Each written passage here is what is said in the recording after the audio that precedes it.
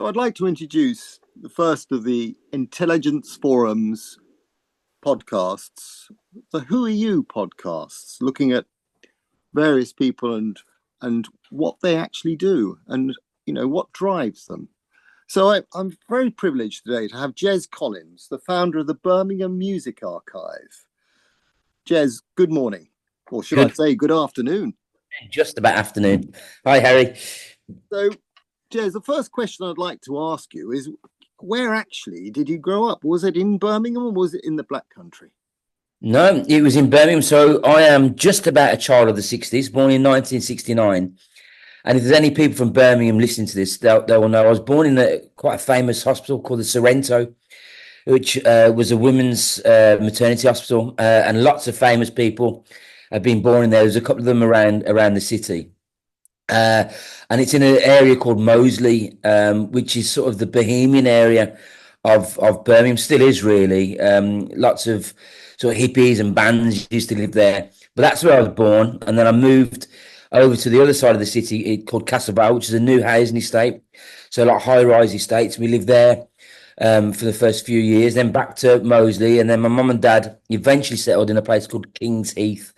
And I've been in and around the city for the preceding 55 years. I'm lucky to travel out and about. I actually live now on the borders of Birmingham, so I am now in the Black Country in a place called Bearwood, which is in Smethwick, and that's about 4 miles from the city centre, so right on the border. So always in and around this city and the slightly wider environs of the Black Country. I mean, incidentally, you mentioned 1969. In your archives, do you have a look at that year, the year you were born, and what was going on in the music? Because it was a hell of a year. It was a hell of a year. I mean, the 60s in particular, 65 onwards, 64 onwards, with a bit early with the Beatles and the big, the sort of becoming of what we now know as teenagers, post-war. So teenagers were coming out in the 50s, 60s, and popular music and popular culture came along with them. And they'd obviously matured a little bit in the 60s, so they were going into their 20s. And you had this explosion from sort of skiffle music in the UK into predominantly what was known as Mersey beat, with the Beatles leading that charge. But in Birmingham in the 60s, that period, mid 60s, it was reckoned there was about 500, 600 bands who were all of varying degrees of quality and professionalism, but you could get a gig any night of the year or any day of the week, I should say, in the city. And 69, interestingly enough, was smack in the middle of probably the most famous, I would suggest, music club called Mothers, which was only open for 3 years, 69, 70 and 71. But it was voted the best rock club in the world by an American magazine called Billboard, which is a really famous music magazine. John Peel was the resident DJ there. You had bands like Led Zeppelin and Black Sabbath, The Who, Elton John, Pink Floyd, who recorded Uma Guma there, all played at this tiny, tiny little club in a north suburb of the city. So if listeners imagine wherever you live, there's always like suburban high. If you live in the city, there are suburbs around, and you can imagine your local suburban high street, a mix of shops, etc. Well, this club resided above a furniture shop on this suburban high street. You wouldn't know it was really there, but would attract some of the biggest rock bands and musicians in the world, and they'd sort of have to enter via the side entrance and go up these stairs. So the 60s in general were incredible for popular culture and social change, things like women's rights and the pill and all these sorts of outside, influences coming in, politics, it was changing, and that was resulted or reflected in the music of that era. And so that's why I always say I'm a child of the 60s. So I try and like to pretend that I was in the middle of it. Unfortunately, I was I was like a mere 3 months old or whatever it was at the time. But yeah. Well, Jez, I've heard people say that the 60s actually didn't stop in 1969. They stopped in 1973, but I don't know if that's true or not. But let's not get onto that one. I just wanted to ask you something, and that is, When did you start becoming aware that music was more than a pastime to you? Yeah, it's a really good question, and quite difficult to answer because then you can get swept up in the romanticism. So my early memories, I have a really so we're an Irish family, so music was always around. Not particularly popular music, but I was always aware of music in the house and the sing-alongs. I have a distinct memory of queuing up with my mum, or being taken by my mum and dad in 1974, I think it was 75, to a record shop in the city centre called Cyclops, and they were queuing to buy tickets for Bob Dylan. And I just remember the smell of patchouli oil, and I remember the people in the queue because you couldn't go in the shop; you had to wait around. And so that was sort of what I think was probably an introduction to music. Yeah, my mum and dad liked the Dylan and Joni Mitchell. We had Irish music, but it wasn't. It was never thought of as a pastime for me. It was something that you'd listen to, you'd engage with. You know, I used to cringe. You know, my Irish family would always make the kids stand up and sing at a family do or a christening or a wedding, and I can't sing, and I hated it. But it was that sort of thing. You know, that music was so important that more than just what you might hear on the radio. And as a young teenager, I'd listen to music, buy music, go out, start going to gigs. My friends would start going into bands. I again could never play an instrument, so it was never. I never thought it was as a job or a career that I could have. It was just something that me and my friends did. Again, it's nothing in particular with lots of teenagers. And I suppose as I got older, I did a lot of work for the city council. I was, got involved in politics, went travelling, and it wasn't really until I'd sort of left Birmingham for about a year and a half, travelling with my now wife around the world. And people ask you where you come from. You talk, you'd say, and you start talking about music that you from your city as a way of sort of identifying yourself. And when I came back, so this is like 97, 98, so what, 30 years or so ago.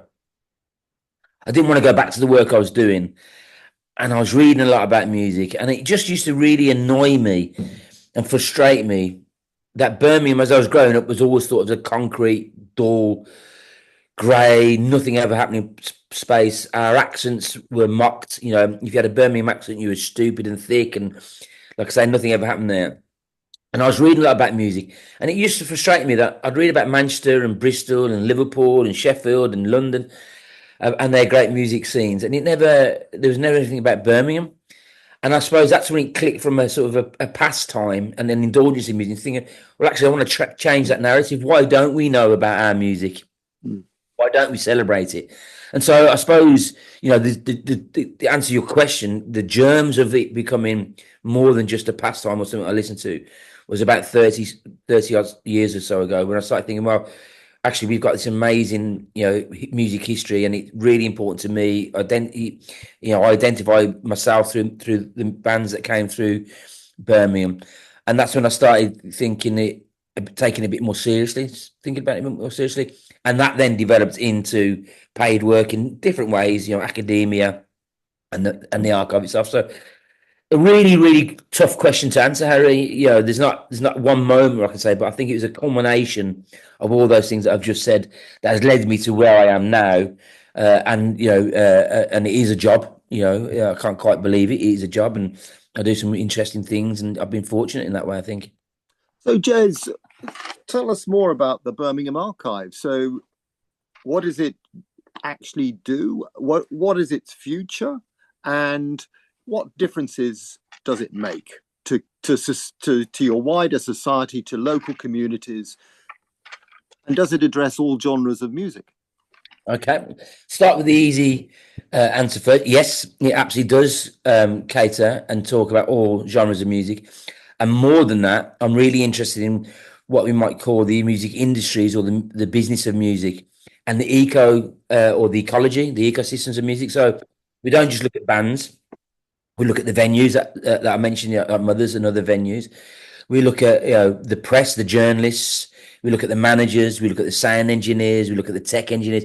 So the whole infrastructure of music is what we try and gather, because what I fundamentally believe in, and how the archive develops and still runs to this day, is that it's not it's we don't know our history, we can't influence our future, and I take a bottom up approach rather than a top down approach. So we've talked about mothers, or might talk about Black Sabbath. They're really important and really interesting, but there's so much more to music than just the big names or the big venues.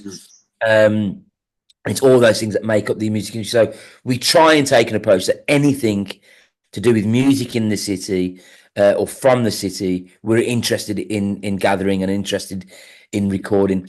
So the whole thing.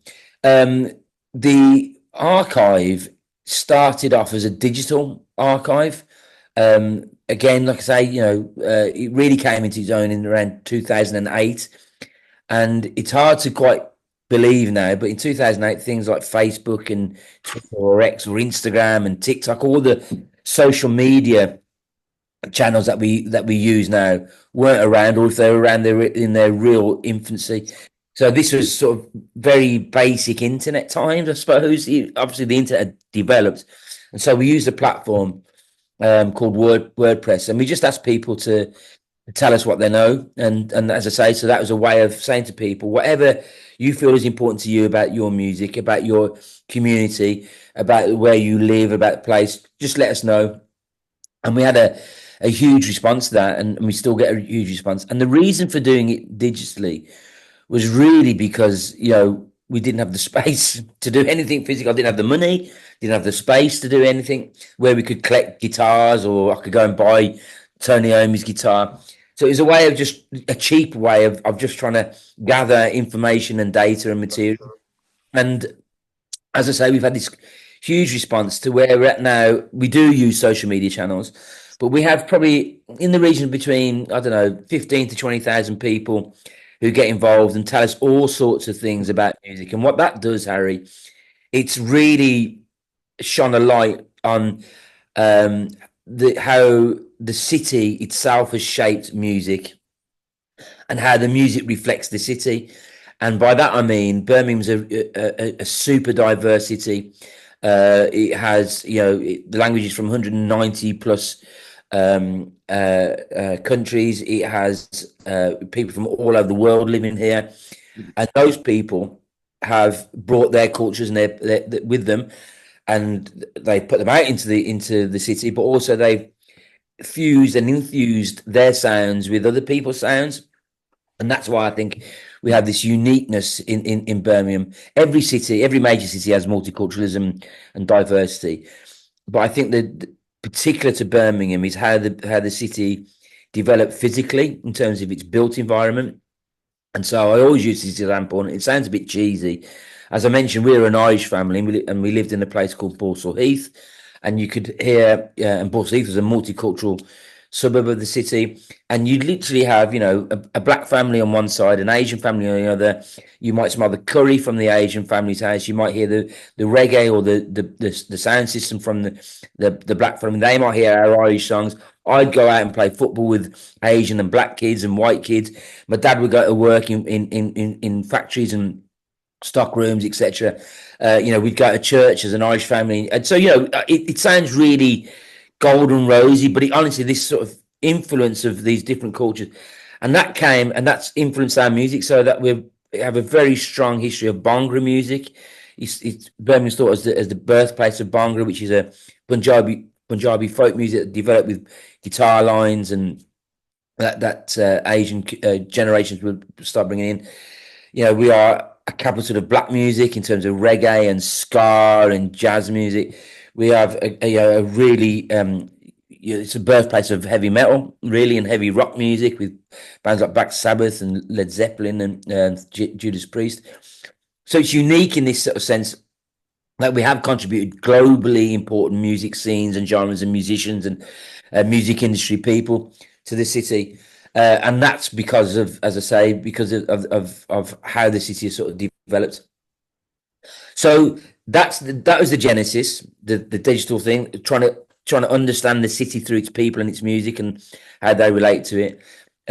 We do cover all these genres. We do cover all, right across the board in terms of music. And then the future, or what we do with that, before we go into the future, what we do with that sort of information knowledge, people send us, as I say, digital materials, just an incredible amount of hundreds of thousands of photographs and posters and flyers and sound files. So we've got this huge archive of digital materials. And we turn that into different types of projects. So we have made records for the Commonwealth Games, physical record, and given that away and streamed it. And that's, the last time I looked, at 120 million streams across 200 odd countries. We do podcasts like this that now sit on the BBC Sounds app that you can listen to. We do major exhibitions at places like the Museum and Art Gallery, which attracted 400,000 people and travelled to Barcelona and London. So we take all this sort of material and we put it back out, and we say, actually, Birmingham and its people, look at what we have done, look at what we've contributed. And part of that is to show the people in Birmingham, or to tell the people in Birmingham, actually be proud of our music history, celebrate it, because we have done and achieved so much, and contemporarily we are doing that. But also to the powers that be, however you want to say the powers that be, but it's the local authority or the combined authority or growth companies, businesses. Actually, you should support and nurture music, because it's economically, it's a driver, socially, it's a driver, culturally, it's a driver. And there are many, many benefits. However you want to measure those benefits, there are many benefits to celebrating and nurturing that. So it's a twofold thing that we try and do. So I've got a couple of questions before we close. I'm sensitive to time. The first thing I'd like to ask you is, I'll just tell you a very brief story. I went to stay in a hotel in the Isle of Wight 20 years ago, and the chambermaid took me up to my room and she said, I can't do the accent, but I'll try. It was an Isle of Wight person, and it's unfair if I'm getting it wrong, but I'll give it a go. She said, there is two famous people stayed in this room. And I said, well, who are they? She said, Charles the First. I said, well, he was definitely famous. And then I said, well, who was the other one? And then her eyes absolutely lit up. And she said, Jimi Hendrix. Yeah. So what I want to say to you is, in your travels with what you're doing here, momentum must be immense. Because if that chambermaid was illuminated by that event that took place 45 years before, so must your audience be. Yeah. Because it sort of validates, I suppose, that, who we are. So if you go back to something like Black Sabbath, and there was a particular pub in Birmingham called the Crown where they very first started, and people talk about seeing them there, or going to school with them, or being friends with them. That connection to music, and it doesn't, not necessarily stardom. People talk about, I'm really interested in the bands that really only play to 30 odd people, but it's very important to who we are and our connections.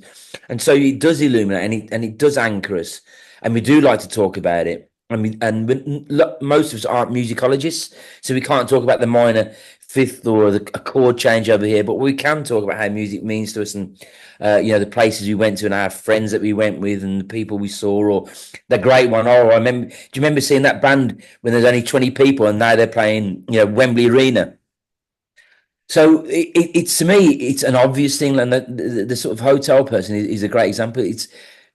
It's a really easy way of engaging and enthusing people, and saying, actually, this happened at this site here. I take people to Ozzy Osbourne's house, and it's in an area of the city called Aston, which is a fairly sort of, on all sort of indexes, it's deprived, it's low education, high unemployment. Now, English is the second or third language. And his house is a tiny little terraced house in the shadow of Aston Villa's football club. And you take people there, they can't believe, they're like, what? Ozzy Osbourne, one of the biggest global pop stars, lived in this tiny house. So they can't go into the house. It's not a picturesque, beautiful area or anything like. There's nothing to mark his house, but it's that association or that closeness that people just feel, I can sort of see into, or be part of, or understand the story of Ozzy Osbourne and where he came from. Now, that's just one example.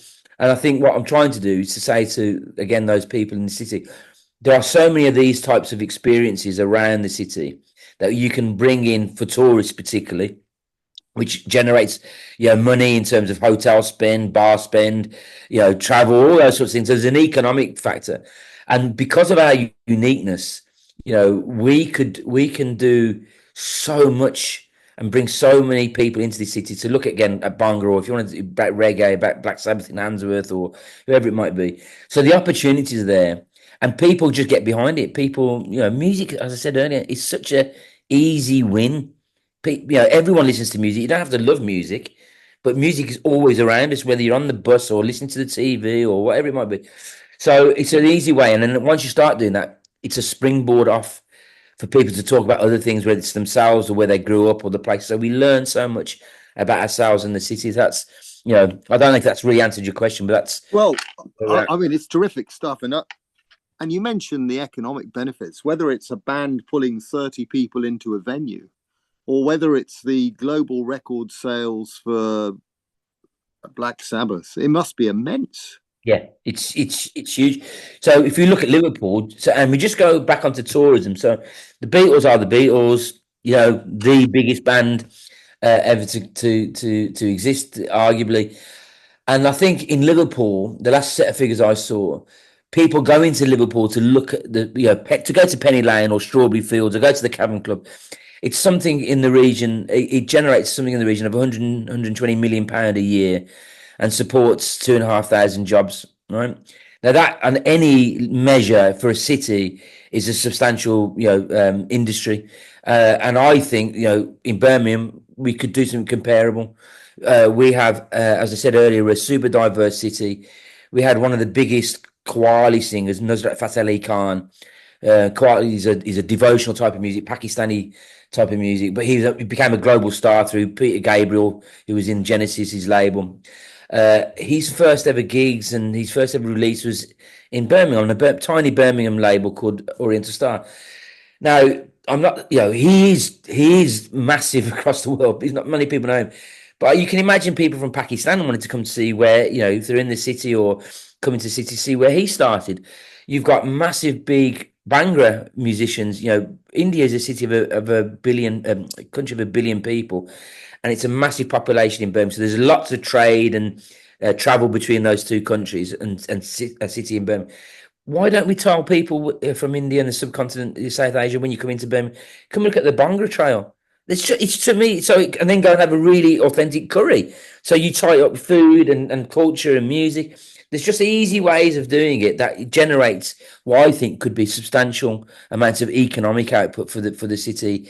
But it's a bit of it's trying to get people to understand or make that leap between it's nice to talk about music and it's popular culture to saying, oh, actually, look, there is economic, there are possibilities for economic, for jobs, for skills, for growth, if we really understand and harness the power of our music.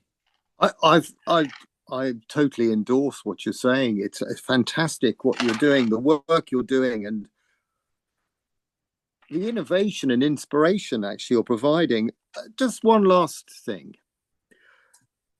I'm sorry, we don't have time to go on too much longer. I feel we need to do another one. Yeah, maybe next year. Yeah. But a bit random this, but so as an extension of what you just said about this heritage and actually perhaps tourist trails to go and visit these various locations like Ozzy Osbourne's house. I grew up in Wolverhampton, and I was looking before we had this interview that the Beatles visited twice when I was living there, 14th of March 1963 and the 19th of November at the Gaumont in Birmingham.